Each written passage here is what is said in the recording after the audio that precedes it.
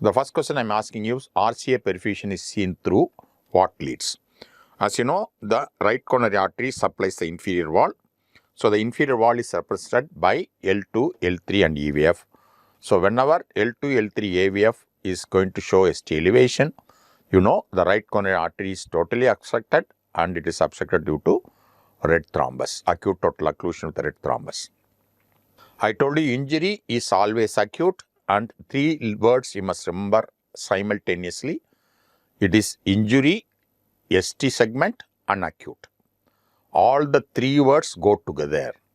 So, whenever we say injury, it is always ST segment and it is always acute.